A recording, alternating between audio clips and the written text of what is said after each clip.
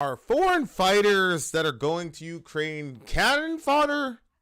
Or are they going into a well-oiled machine and fighting for a righteous cause? Let's talk about it, y'all. Middle America. And you ain't black. I don't know what I said. The first time ever any... What are you people? We're Americans. We are Americans indeed. My name is Vincent, and I am in America. I'm still in America. I am not going to another country to fight any wars. But there are people who are doing that. Some estimates say, shout out to Daniel, some estimates say to the tune of 20,000 folks who are going overseas to help in the war effort in Ukraine. Now, there is a video that went viral from a guy by the name of Henry. We will watch it in its entirety. And Rich Yonkers, you're usually first, but you got beat out by this guy. He's the first, actually. But, guys, this is going to be a quick one. There's a viral video that went out. I've been sitting on it for a couple of days because there were concerns about authenticity, things of that nature.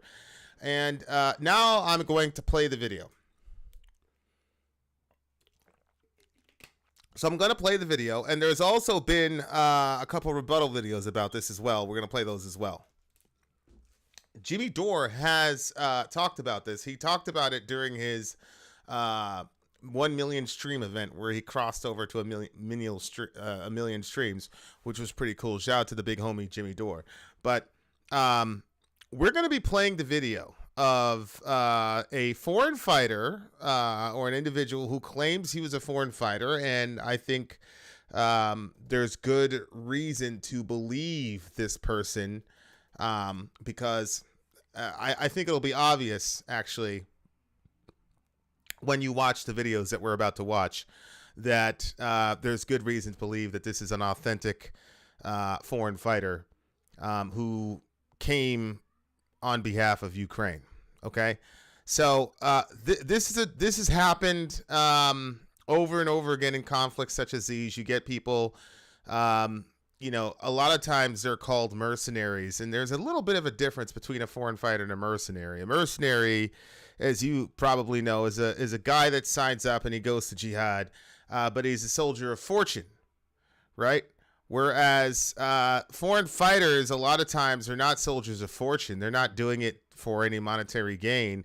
They're doing it because they believe in the cause. They believe that the cause is just, and they believe that the country that's under siege is unjustly put under siege, or they do it for religious reasons. So, for example, you had a lot of folks expatriating from Great Britain, all these other places to go do jihad for ISIS or Abu Bakr al-Baghdadi because they felt that they were resurrecting the Khalifa and they were about to basically bring in the end of the world in an Islamic utopia. And so that's why those folks went and expatriated and did jihad. So it's not necessarily true to say that these folks are mercenaries. Now, Russia, I believe, has declared them to be mercenaries, and I think there's variances in international law as far as what you can do to capture or kill mercenaries versus declared enemy combatants. But that's a little bit above our pay grade and not really what we want to engage in at this point. What we want to deal with right now is this very, very controversial video. Before I play the video, I want to advise you to take it with a grain of salt. I'm going to be playing multiple videos, so take it with a grain of salt. As I said, I had this video in my possession for a couple days or so, but I didn't want to play it because I felt that we needed a little bit of a counter narrative or a means of validating it beforehand, and we have that. Okay. Here we go. Shout out to Jilly Love. Jilly Love, I swear to God, I just saw you. So shout out to Jilly Love. Okay, guys, here we go. Here is a man by the name of Henry. And Henry was I mean, I will let the homie speak for himself. But as I said, guys, you got to take this with a grain of salt. And you have to understand, you got to apply your critical thinking skills, because this is a very, very, very complex situation. And I think a lot of us are doing our best to figure out who we can trust and who we can't trust. But I did think it was massively important for us to hear this, because good Lord, it's so crazy here. And I want to make a point about this as well before we go, because I think the point that I'm going to make is the most important point, obviously, because I'm making the point. If I didn't think it was the most important point, then I wouldn't say it. Oh gosh, no, I literally just did that for some of you beautiful people, because I don't want you to be bored. I want you to have something to be angry at and all that jazz when I'm talking. Okay.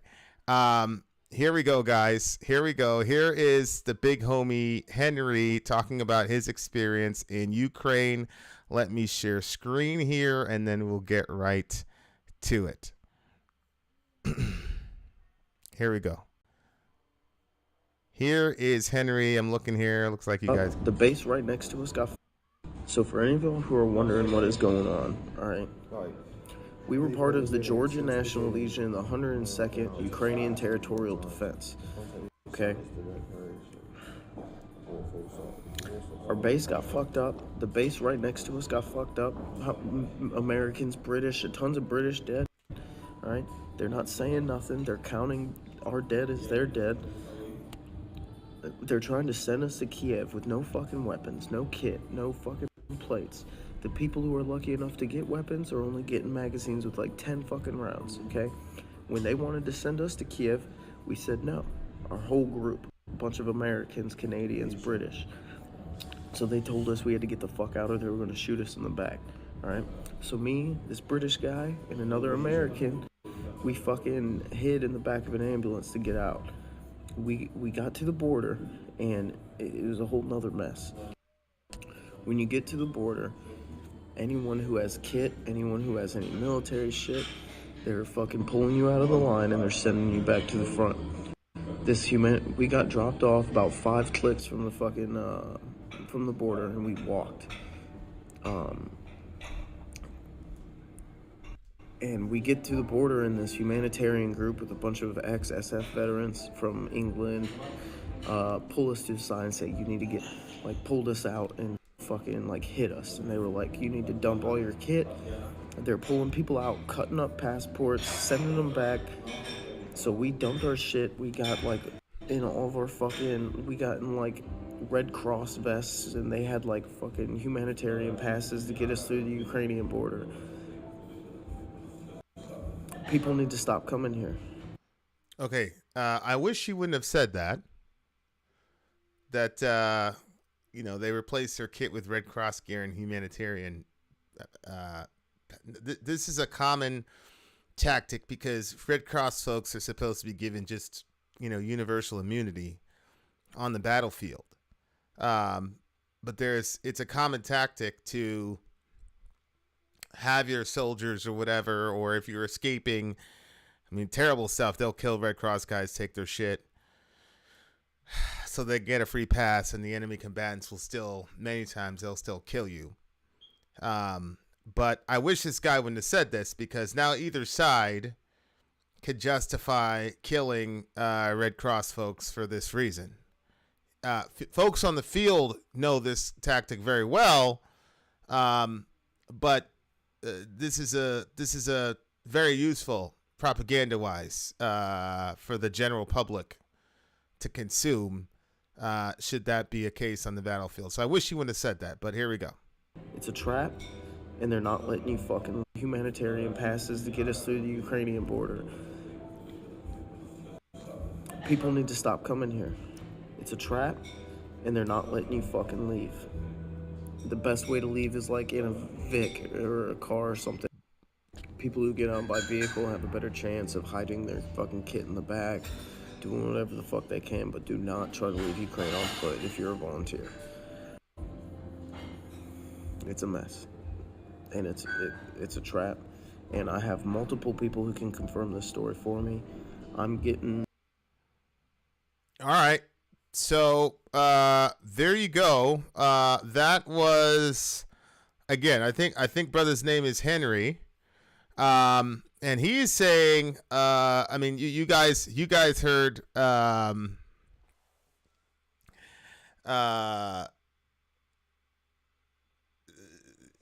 you guys heard his position and his experience. Now, we weren't there, so we can't validate or invalidate his experience. That's what he's saying.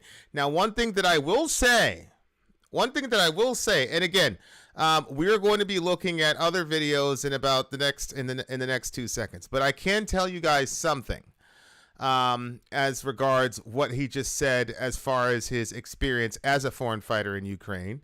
And this is, mainstream media. So, I don't know what you guys want to do with that, but what I'm about to show you is mainstream media. And there is some corroborative evidence from mainstream media that at least experientially what he said at the beginning was actually true. Here you go. It says, foreign fighters in Ukraine await weapons in the chaos of war. There it is right there. Let me try to fix my thingamajiggy so I can get myself out of the way. You guys don't want to see my ugly mug. Let's do this and then go back here. Here we go. Foreign fighters in Ukraine await weapons in the chaos of war. And this was 18 March 2022. So I think this is actually today. They are idealists who abandon their jobs for the battlefields of Ukraine, looking for a cause or simply to fight. The Ukrainian president's call for fallen volunteers to join an international brigade to help bolster his country's defense with a new layer of resistance to Russia's invasion is for now a ragtag army. Again, I keep hearing about how the Ukrainians are fighting so brilliantly and how the Russians just bit off more than they can chew. I don't know why this man is consistently asking us for billions of dollars in no-fly zone MiGs, and he's asking people from other countries to come fight his war. If they're doing so well, they're kicking the crap out of the Russians, but we continue. Recruits say they are often waiting for weapons. Again, this is ABC News, guys. This is ABC News. This is not, you see it right there, ABC News. So this is not, do what you will with this. Okay, this is not Pravda. This is not Sputnik. This is ABC News. Recruits say they are often waiting for weapons and training, leaving them feeling exposed. Pure hell, says one. Fire, shouting, panic, and a lot more bombs and missiles. That is how Swedish volunteer Jesper Soder described Sunday's attack on Yavoriv, the military training base in western Ukraine, pounded by Russian missiles that killed 35 people, according to Ukrainian authorities. Russians said the death toll was much higher. Yeah, I was listening to a guy that's actually in Ukraine. I'm actually trying to get the guy on the show. And he was saying, it was a couple hours ago, he was saying that the death toll was around 200. And that these were foreign fighters who were mostly the casualties in that area. But this is ABC News, and this is the Ukrainian government, who we know also lies, just like the Russians lie. So if the Russians say it was 200 and the Ukrainians say it was 35, the number is probably somewhere in the middle. Soder said he led a group of foreigners, including Scandinavians, British, and Americans, out of the base and back across the nearby Polish border. That's in the wrong direction of the fight. So he decided he was going to quit, which is the same thing that this fellow was saying, that this guy was saying the exact same thing. Rivers now a little bit of a Middle America celebrity after the debate. But notice this kid that was just on by the name of Henry is saying, we were underprepared, we were undermanned, etc., etc. We're getting blasted over here, so we hightailed it out of there. And this guy is saying the exact same thing as this kid was saying. They went back to the Polish border. Now, this guy's experience on the ground is very similar to what Henry was saying. He told the Associated Press by phone from Krakow, Poland, that he said he didn't know how many foreign volunteers were being trained at the base, but estimated they were in the hundreds. Unlike Soder, who fought alongside Kurdish fighters in Syria and against Islamic State group militants, many of the volunteers at Yavarov had no previous military training, he'd said. Foreigners, some of whom have never handled a firearm yet but are ready to die, have arrived in Ukraine from other European countries, the United States, and elsewhere. They're hoping to get equipped, instructed, and made battle ready. This is one of the reasons I believe that this narrative, which I don't believe to be true at all, that the Russians are incompetent and they're silly and all this other nonsense. I believe that that's why this is being spouted, to encourage people who otherwise would have the sense to stay home to kid out and go fight a war when they haven't even gotten a fist fight in their entire life. Threats by Russia to target what it calls foreign mercenaries, as it said it did at the Yavarov base, increase the level of risk. It's chaotic right now. It's disorganized. And you can get yourself in trouble very quickly if you're not a sensible, switched-on group of people, said Matthew Robinson, a British man from the northern English country of Yorkshire, who had been living in southern Spain.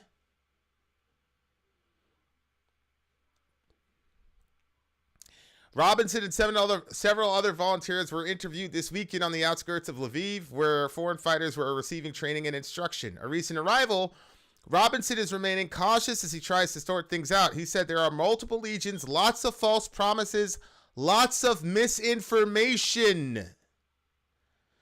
In addition, there is a massive language barrier. I'm trying to sound like this guy. And a lot of people who have not fired weapons. Okay? That's what the man is saying. Okay? He was on the ground. This is ABC News. This is not Pravda. This is not, whatever. This is a guy on the actual ground. Sadie wants the link, so Sadie asks something. She usually gets it.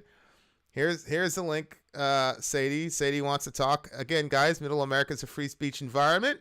And it's not it's not a little bully pulpit where one guy gets to speak. This is all of our channels, so Sadie can jump on. I also have a time crunch, Sadie, so if you can kind of give us a Reader's Digest, that would be great. But there's the link, and I will continue back on until I get the notification that you're on. Okay, so that's what the big homie is saying. And Sadie's on, so we're going to have to put the big homie to rest for a little bit. Sadie, you're up. Okay, can you hear me? I can hear you perfectly. Okay, so, I just wanted to confirm from personal sources that everything that you said is exactly what's happening. Okay. It's a fucking debacle. And the person closest to me that did go, once he was there and looking around, I just actually had an opportunity to talk to him. Once he was there and actually able to see what was going on, instead of going into Ukraine, which had been his initial intention, he is on the Polish border working with volunteers in to deal with refugees. The humanitarian stuff. Yeah. This is a guy, I want to be as general as possible, but this is a guy that's got previous military experience, right? Yep. So yep. I think, don't you think that's important for folks to understand? This is a guy who knows how shit is supposed to work at minimum. Yeah. Right? There's a big difference between I'm sitting and watching ABC News. I'm emotional. He's retired USMC. He's trained. Okay, that's the Marine Corps, guys. I don't want to be condescending, but that's Marine Corps. Big in my family. So this Might man as well. He went through the hell of Paris Island. Nope. He did. Where'd he get up? San Diego. He's San Diego. He was not a real Marine. I'm just messing with you. No, he and my best friend get into that all the time. Because my best friend went to Paris Island. Semper Fi is Semper Fi is Semper Fi. But I do think that's important, Sadie, to let people know this is a guy who's trained, who knows his shit.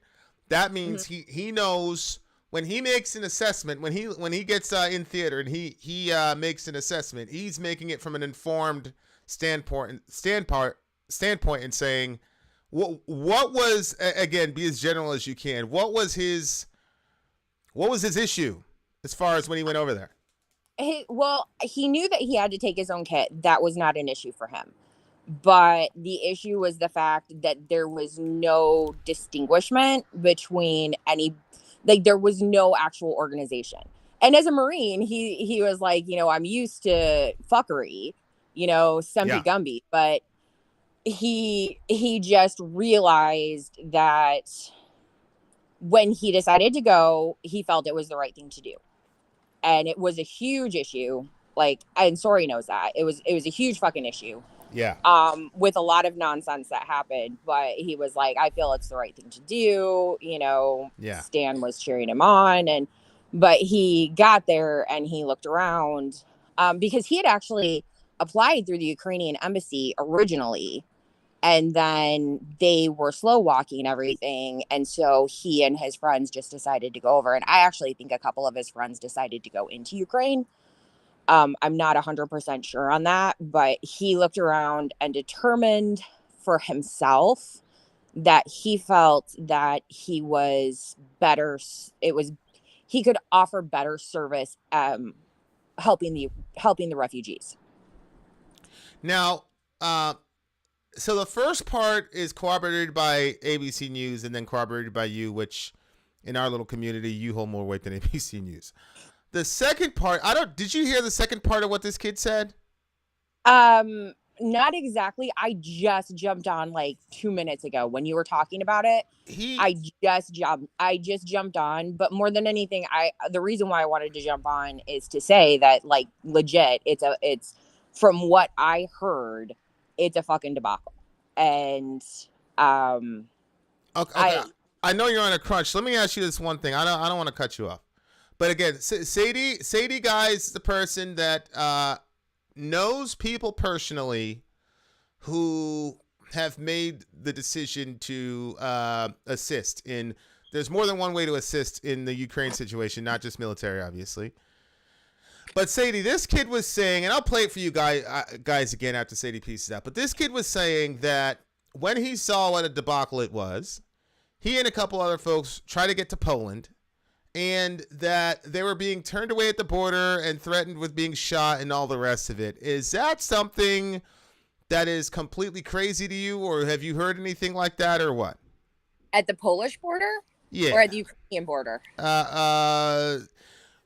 You going from Ukraine into the Polish border, trying to leave the battlefield, basically being threatened and all the rest of it. I don't know about that. I don't know, because he never went into Ukraine. He got there and he stopped short and determined that he was better to serve the refugees, that was going to be a better use of his time and energy and, I guess, compassion was to help the refugees that were coming, as opposed to going in and because he said it's chaos. And it's fuckery, and he didn't feel that he had anything. Not that, he basically said, it's not that I have a problem being in combat. I don't. But what's going on, he said, I feel that I was better served to help the people who are in these refugee camps try to, deal with what they're going through.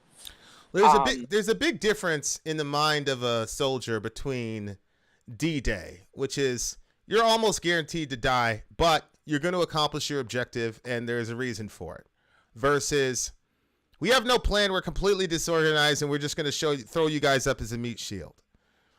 There are a lot of combat guys who would be willing to die with the odds stacked against them if there's a clear objective and organization and that there's a reason for the sacrifice. And exactly. And that was initially why he was willing to go into Ukraine. I mean, and you have to understand, and I'm sure you have from a lot of our discussions and the things that I write, that, for my family specifically, there is that feeling that Putin has to be stopped. A personal But, element. that's the personal feeling. But like I said, it is a debacle. He decided not to go into Ukraine because it's just a mess.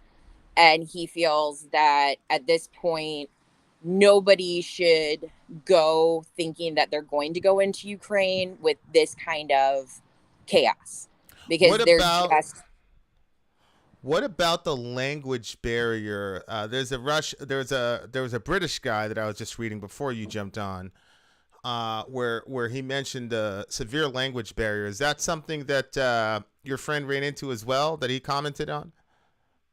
there is, but he speaks French and he speaks moderate Russian, Gotcha. because 'Cause- he for a while, when we were having problems, sure. he was actually living in Little Odessa. He does speak moderate Russian. He's fluent in French. Um, and so there's multiple different languages that can be used. He did say that there is issues with that. The other thing that he said that he's having a hard time with is the fact that there is a lot of racism. There is a lot of racism, and even in Poland, there are a lot of, and the news is trying to diminish or trying to minimize it, but there is a lot of racism against refugees that are of different nationalities. Yeah, we covered that about a week ago. So it's good, but in that sense, it's good to have some foreign folks that have a different sort of, perspective on how to treat people there in those refugee camps, right? Right. Because it'll not balance out, because you're never going to have more foreigners than natives there, but at least it'll give a friendly face to a couple people who could use it right now. Right. So it's still God's work. Whatever gods you hold to, it's still God's work, right? And I believe so. I think that's important to note. It's hard for a soldier to leave the battlefield when you have that intention, but it's still fighting the good fight. Well, I just wanted, like, when you were talking about it, I just wanted to hop on, thank you, and tell you from at least personal, I'm outside, sorry, tell you at least from personal knowledge, from what I have heard from somebody who is there, that it is a debacle, that it is just a fucking hot mess. And like I said, he went over there with every intention of going in and helping the fighting, and got there and switched gears real quick and decided that the best use of his time and energy was to help refugees, because they're the ones that really need it. And that is its own mess, but he feels like it's a mess that he can actually help. Yeah. A situation where he can actually offer help. Yeah.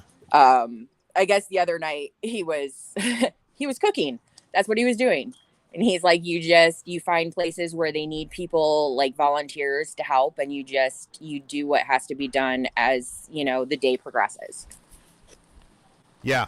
Yeah. All right. Well, look, if you get any updates, or if you get any updates on your friends, you can just call back in, and we'll have you on. Thank you for letting me hop on. Yeah, for sure. Appreciate you, Sadie. You're a legend. All right. Bye, babe. All right, peace. All right.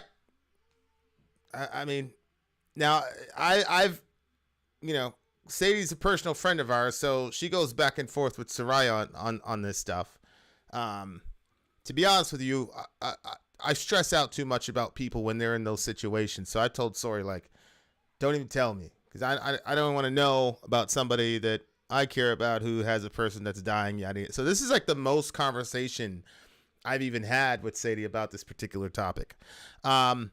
Okay, I just want to put this out there because Kai has been saying it. There is a news story about 2 Finnish guys who were turned away because they didn't have enough combat experience. I understand that. about the story, but this is an interview directly with folks who've been there, and it's a complete disorganized jumble of nonsense. Okay, so that is one perspective on what happens and what the experience of foreign fighters are when they go to Ukraine. However, I don't have an agenda on Middle America other than to report what's the most accurate as I possibly can. So like I said, I was sitting on that video for a while, and I was sitting on that video for a couple days because there's another story that's pretty big that I would have included in this story that I'm not, because I'm getting contrary reports about the thing, and even though I don't necessarily trust the Ukrainian government and their reporting apparatus, I held off on it because I only got one perspective, and I'm trying my best to not have only one perspective on this. So I'm going to show you guys a video from other folks who are also there, who have a contrary experience, and then you guys do what you will with it.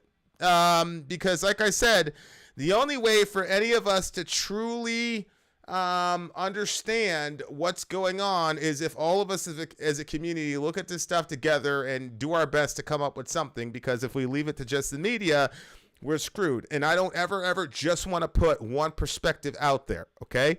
And I'm not criticizing anybody who only ran that one video and didn't run these videos I'm about to do, because I don't know if they had access to it or whatever. But here, guys, are people who are commenting directly on the video that we just saw. I'm going to run the video that we just saw again, and then I'm going to run the rebuttal videos to the video that we saw, okay? Because I want you guys to get the full Monty on the situation, then I'll give you guys my opinion. Okay, so here's the video again. Now remember, when this guy talks, when he's complaining about lack of resources and things of that nature and the chaos, that has been confirmed by ABC News. It has also confirmed by our own Sadie News, who has a very, very close person who's actually there, well, currently in Poland now. Okay, so we continue. Or maybe we don't. Why is this video spitting out? Stop spitting out, you bum. Let me refresh this page. All right, here we go. I think we're back. We were part of the Georgia National Legion, the 102nd Ukrainian Territorial Defense. Okay? Our base got fucked up. The base right next to us got fucked up. Americans, British, tons of British dead. All right? They're not saying nothing. They're counting our dead as their dead. They're trying to send us to Kiev with no fucking weapons, no kit, no fucking plates. The people who are lucky enough to get weapons are only getting magazines with like 10 fucking rounds, okay? When they wanted to send us to Kiev, we said no. Our whole group, a bunch of Americans, Canadians, British. So they told us we had to get the fuck out, or they were going to shoot us in the back, all right? So me, this British guy, and another American, we fucking hid in the back of an ambulance to get out. We got to the border, and it was a whole nother mess. When you get to the border, anyone who has kit, anyone who has any military shit, they're fucking pulling you out of the line and they're sending you back to the front. We got dropped off about 5 clicks from the fucking, from the border, and we walked. And we get to the border, and this humanitarian group with a bunch of ex-SF veterans from England pull us to the side and say, you need to get, like, pulled us out and fucking like hit us, and they were like, you need to dump all your kit. They're pulling people out, cutting up passports, sending them back.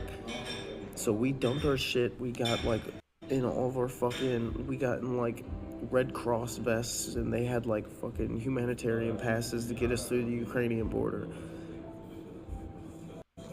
People need to stop coming here. It's a trap, and they're not letting you fucking leave. The best way to leave is like in a Vic or a car or something. People who get on by vehicle have a better chance of hiding their fucking kit in the back, doing whatever the fuck they can, but do not try to leave Ukraine on foot if you're a volunteer. It's a mess, and it's a trap, and I have multiple people who can confirm this story for me. I'm getting... Okay, so that's one story, and at least 50% of that story was confirmed by ABC News as far as the lack of preparedness and all the rest of it. The threatening, we're going to kill you, yada, yada, yada. I haven't seen that confirmed by any mainstream outlets or anybody that's actually been there. So I'm just going to put that as a caveat. We've got to be very, very, very careful about this stuff because all three sides, our government, Ukraine, and our Russians, are masterful at propaganda. Okay, so just beware of that. Okay, now here is a guy. Video statement just provided to me by an American working with the Georgian Legion in Ukraine.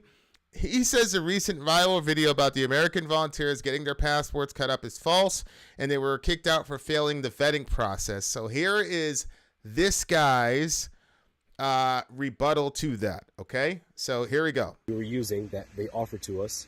Hello, Harrison Josefowitz here, Georgian Legion here. What we can say is whatever may or may not be circling right now from Henry Locke, it is completely false. No. Not really a fan of giving out this guy's first and last name. I'm not sure if the guy's was already notable on Twitter, in which case, it's irrelevant. And being, looking at his age, he probably already has a Twitter account. So PERSEC, OPSEC, I mean, who cares at this point? But I'm still not a fan of it. We continue. Threat ever was made by the Georgian Legions as us, as a humanitarian organization working directly with the Georgian Legion, was ever threatened. No Georgian Legion ever threatened us with a rifle or anything of that nature. The leader of the Georgian Legion, Mamuka, I had a conversation with him. I expressed my concerns for my humanitarian organization, that the military base that we were using, that they offered to us, was not the best place to have a humanitarian non-combat element. Now, yes, there is a part of my organization that we can get into contact with direct action groups if that's what they want to do. So with that being said, we came to the agreement that it was best for both of us for us to move off the Georgian Legion military base. With that being said, we still have a very, very professional relationship with the Georgian Legion. We have plenty of shipments of everything that they've ever needed coming in. I can't give specifics for OPSEC, but yes, we do have, we're still giving them loads and loads of gear. OPSEC, guys, simply means operational security. PERSEC means personal security. It's the tactical things you say or don't say, your movements, that type of things, to make sure that the operation remains secure or that your person remains secure. Okay, so when you hear OPSEC or PERSEC, that's what he's talking about. Armor, medical supplies, everything. The only slightly bit of truth to it was a Georgian Legion contract of 3 months, and that was it. It's no big deal. But at the end of the day, it really makes things look bad here, because we have a vetting process, and himself, Henry Locke, and another individual, they did not pass our vetting process, and this is in direct retaliation to them being rejected through our vetting process. And that is exactly why we have a vetting process, to stop this or those kind of mindset people from I just want to play that part again. To them being rejected. Another individual, they did not pass our vetting process, and this is in direct retaliation. Okay, so this buttresses what Kai says, which is that these guys were Americans who were talking, but on the Finnish side, there were a couple of Finnish soldiers who were not able to pass the vetting process. What he's saying is, you failed the vetting process, so you got bounced. That's his argument. To them being rejected through our vetting process. And that is exactly why we have a vetting process, to stop this or those kind of mindset people from getting here, from helping us out. Okay, there's a part 2 to this, guys, so please be patient. Hello, Harrison just hold on. There's a part 2 to this where he continues to speak. So for any I'm going to get that to you guys. We're wondering what is going on. I'm going to get that to you guys in a second. Okay. So far that's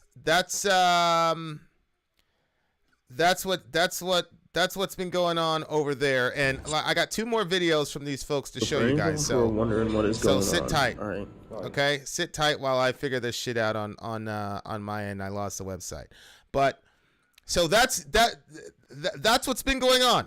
Okay, now Eduardo Astardo says that the first guy, Henry, is a Russian propaganda plant. Okay, I don't know how Eduardo could know this, but he knows that the guy's a Russian propaganda plant. But he finds this guy believable. Look, that's a situation we're gonna believe. One of the things I would encourage everybody is, just because you hear something that you don't like does not mean that the person is a plant either for Russia or for Ukraine. That's why I'm playing both of these, and there's even more videos coming real soon here if I can find the other one, because the other one was really fast. Okay, here it is. I think I just found it. The other one is really fascinating, that purports to be a guy who served alongside this Henry fella, but we're gonna play it again. And Astardo, the disorganization and all the rest of it has also been confirmed by mainstream media on ABC News as well as the AP, right? So what the first guy said was not contradicted by what this second guy said. But anyway, we'll just continue. Here's part 2 of the guy's video, everyone.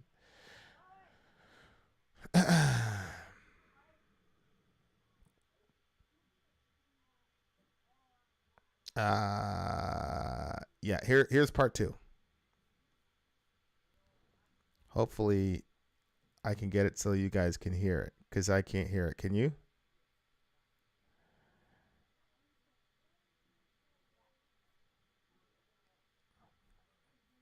Hold on, guys. Almost there. Just went both ways to show that everybody believes what they want to believe. Well, that is true. That can't be disputed. Everybody is basically believing whatever they want to believe or disbelieving whatever they don't want to believe. And I get that impulse to a degree. But if we don't figure out a way to be a little bit more disciplined in the way that we curate information, we're all screwed. All of us. But I don't know why the hell this thing is not playing any audio. So maybe I can go back here. Surprise, surprise. VIN and Sori have technical difficulties. Who would have thought? Did I mute the video stream? Hold on for a second. Always with the technical issues. We haven't had technical issues for such a long time, you hater. We really haven't. Hating ass. All right. Let's see if we can do this again, guys. Let's see if we can do this again. If not, I'll have to download the Twitter video, which is something I wanted to avoid like the plague. But guys, I mean, you could see how hard this stuff is to figure out, right? I mean, good Lord. I don't even, what do you guys think about this while we're looking for this shit? What is your guys' thought process here? I mean, here we go. Okay, I think we got it. We're in good shape. I want to know your guys' thought process on this, because how do you know who's telling the truth and who's not?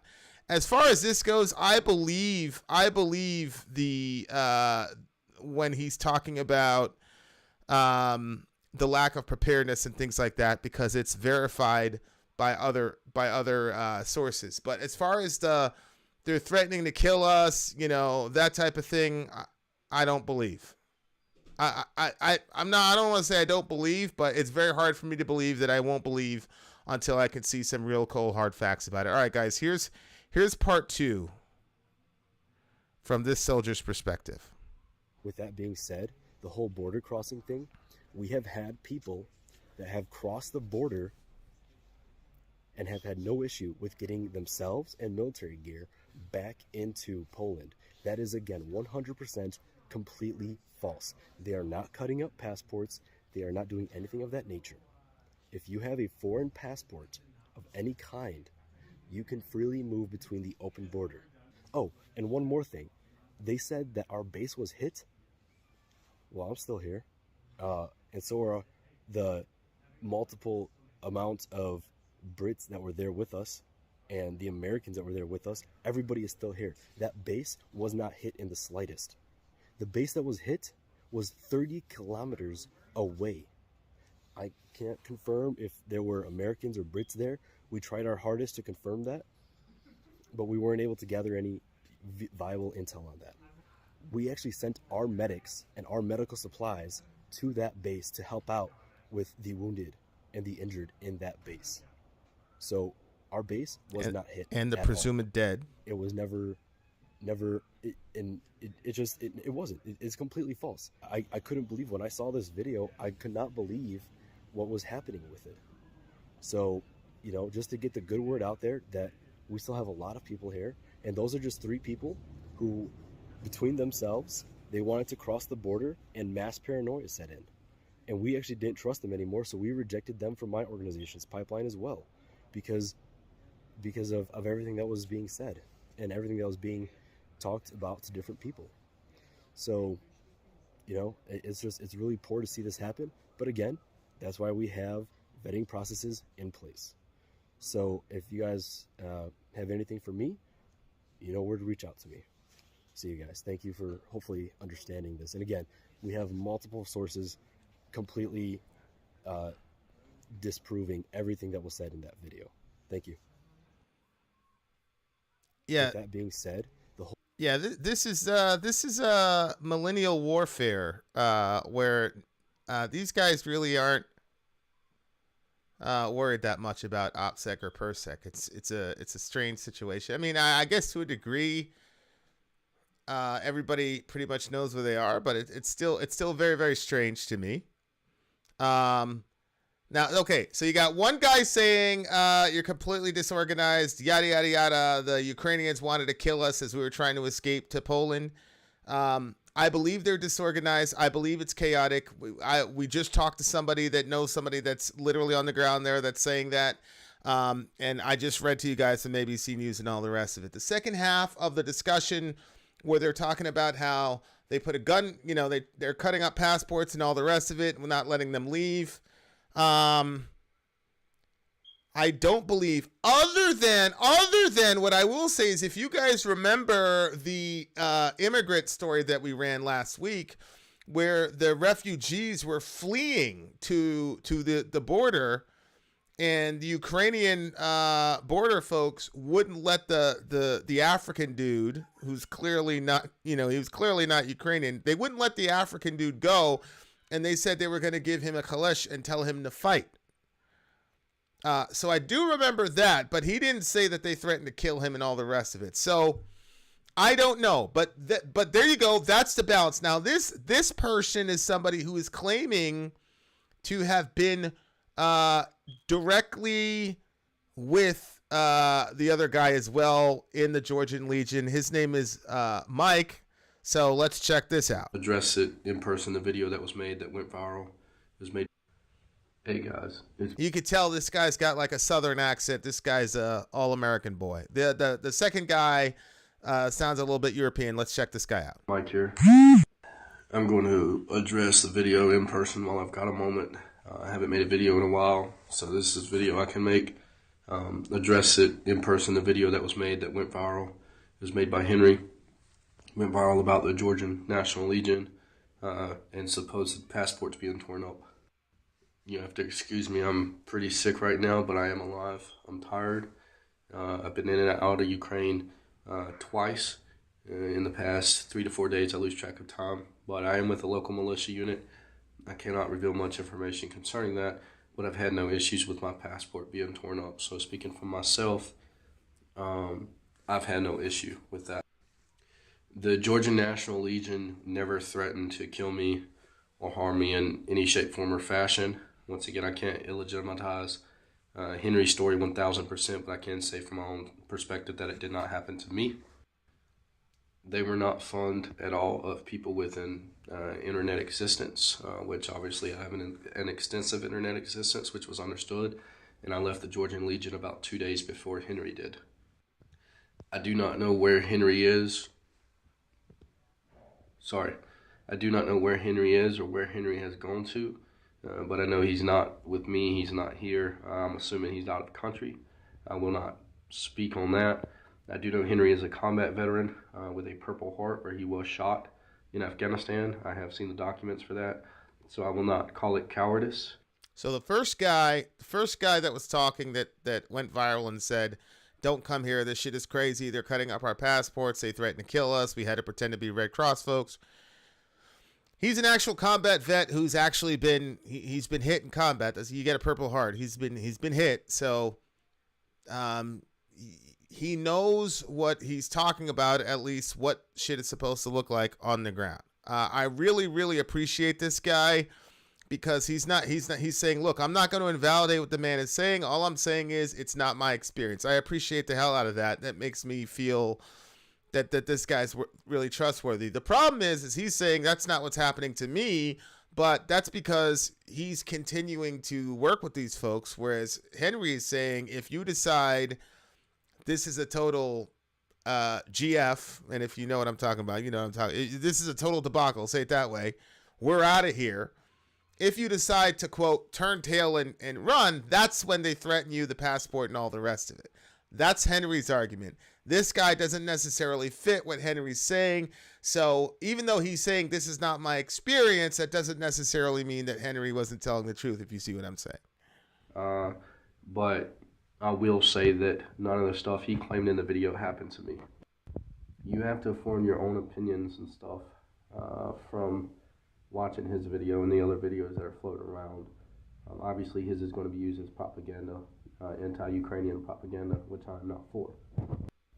I wear this blue tape on my arm for a reason, and I intend to stay in Ukraine for maybe a month. I did not have to sign a contract. It's expensive here as far as getting all the gear you need, and also I'm donating every bit of medical supplies I can. Initially, I was willing to sign a 3-year contract if I had to be able to help, but I don't have to. So I'm going to try to stay here maybe a month, give or take, and do what little... Okay, and then there is a final video from him that's only 30 seconds, guys. And do a little bit of help I can. I know it's not much, but it's something. I made this video because I haven't been able to make many videos talking with y'all. Most of the videos made have been posted by my team. And I just want to say the Georgian Legion never threatened me personally, never tried to harm me personally, and no one threatened to rip up my passport or tear my passport up, and I'm still here in Ukraine. That's all I have for now. Slava Ukraine.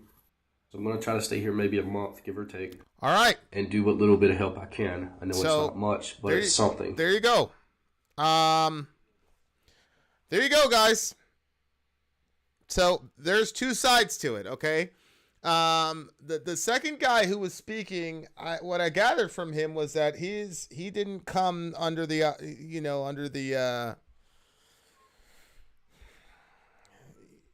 in the context of being a combat,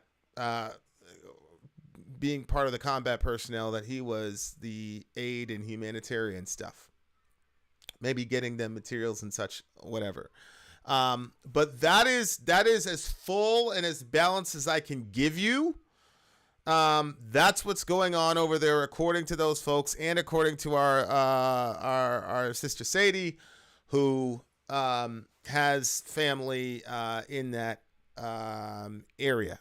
Okay, that's what it looks like to me. Now, because of the disorganization and chaos that ABC News reported on when they talked about what life was like over there for foreign fighters in Ukraine, it is possible that all of them are telling the truth, right? It is possible that all these folks are telling the absolute truth, that that this stuff is crazy, because, you know, again, I mean, the title of here, let me show you guys. This is the ABC News article that was published today, and it says foreign fighters in Ukraine await weapons in the chaos of war. And they talked about it being pure hell. They talked about it being disorganized. It's chaotic. It's disorganized. You can get yourself in trouble very quickly if you're not sensible, etc., etc., etc. They did talk about a base getting hit with 35 KIA. They did talk about that. And again, this is mainstream news. So my process for understanding how to get the truth here is you take some of mainstream media, and then you take Ukrainian media, Russian Pravda, and then what people have to say on the ground, and you try to collate it to some sort of synthesis of something. What I'm getting here is that a base was hit. People actually did die. ABC News is reporting 35 because that's what the Ukrainians are saying. And these are 35 foreign nationals who got killed. Russia is saying 180 to 200 folks got killed. So I think it's somewhere in the middle.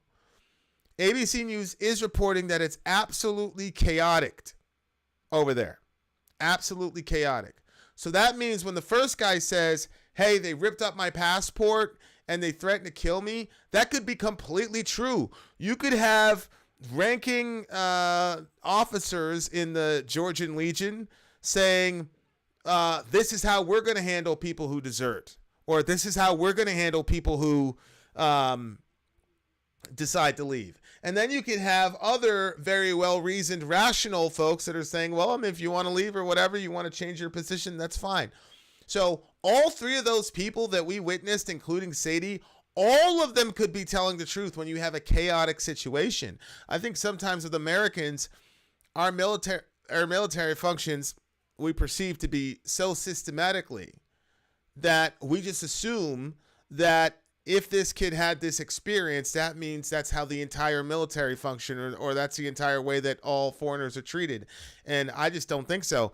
I think all of it could be true for those individual people. People, a lot of people talk about the fog of war, right? This is the fog of war. And look, I hate to say it, Zelensky, he was an actor. He is not doesn't have a strong military background. Okay. And so, being at the tip of the spear of this thing, you guys already know he's got to deal with the far right elements in his government who don't necessarily want peace, who are completely radicalized and are willing literally to fight to the last man and die and don't care. And then you have other elements in his government that want peace. So he is not perceived as a very strong sort of Putin intimidating type of leader that if you cross him, he'll take you out back and put you up against the wall and, click clack. He's not perceived that way. So it could very well be the freaking Wild West out there. You don't know. And so a lot of people are taking sides. Is this Henry guy telling the truth? Is this Michael guy telling the truth? Is it the aide guy telling the truth?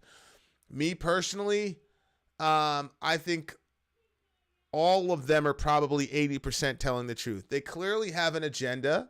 The first guy had an agenda, the Henry guy. He said, don't come here. This is horrible. The second guy had an agenda, and the third guy had an agenda, which is to say this is going to be used as Russian propaganda. Everything that's said bad, negatively about Ukraine or disincentivizes people to go fight with Ukraine is automatically going to be construed as Russian propaganda. Anytime I hear that, I get a little asterisk, okay? And both of those two individuals didn't talk about the chaos on the ground, which I think indicates their bias. But as I've been saying, just because you have bias does not mean that everything you say is wrong. None of us are looking in the situation from a purely unbiased perspective. All we can do is think about the information, look at the data, and say, in a chaotic situation, is it possible that a rogue person or two would threaten the lives of a, quote, deserter? Yes. Is it also possible that a guy who's not a deserter, that is clearly a good-natured person, a guy who's left the comfort of Texas or wherever he's from, to go down there and he says, I'm going to do whatever I can, the little that I've done? Is it possible that a person with that kind of attitude, that the Georgian Legion would treat him in a much better way than the guy with the other attitude who's like, I'm not doing this? Yes. So I can see both of them telling the truth is my point. Okay.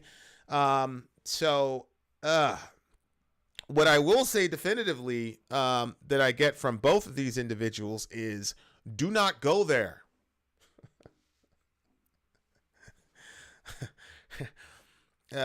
Don't go there.